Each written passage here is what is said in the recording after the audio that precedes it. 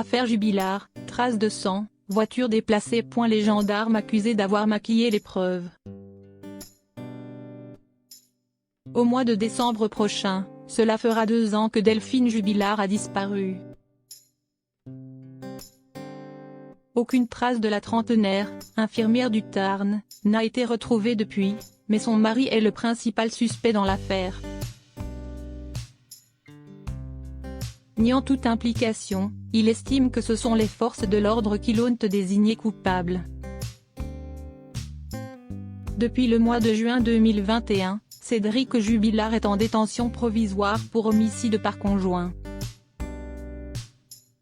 Il est en effet pour la justice le suspect numéro 1 dans la disparition de sa femme Delphine, qui a eu lieu dans la nuit du 15 au 16 décembre 2020.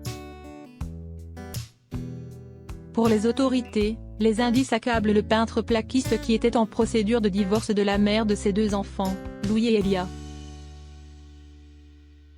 Dans son expertise psychologique, le détenu de la prison de Cesse près de Toulouse affirme sa version et estime que les gendarmes ont travesti la vérité. Depuis le premier jour, Cédric Jubilard clame son innocence. Par le biais de ses avocats qui affirment que le dossier contre lui est vide, mais aussi par sa voix. En effet, ses confidences lors de son expertise psychologique ont été dévoilées par Le Parisien. Elle révèle les explications que donne l'artisan controversé du Tarn sur les preuves qui tendent à montrer qu'il pourrait être impliqué dans le meurtre de son épouse. Siesti ainsi qu'il a avancé que l'enquête serait truquée, les gendarmes ont maquillé les preuves.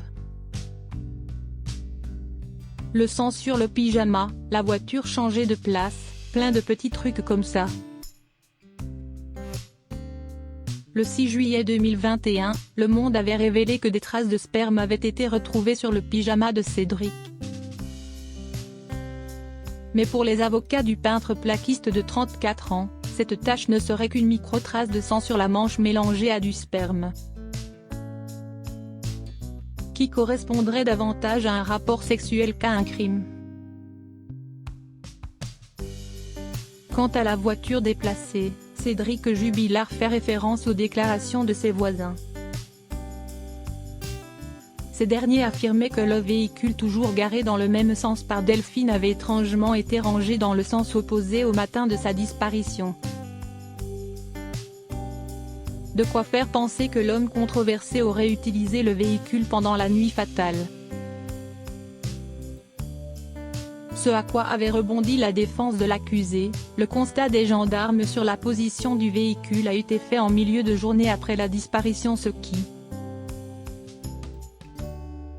ne permet pas d'affirmer qu'elle était capot vers le bas au petit matin.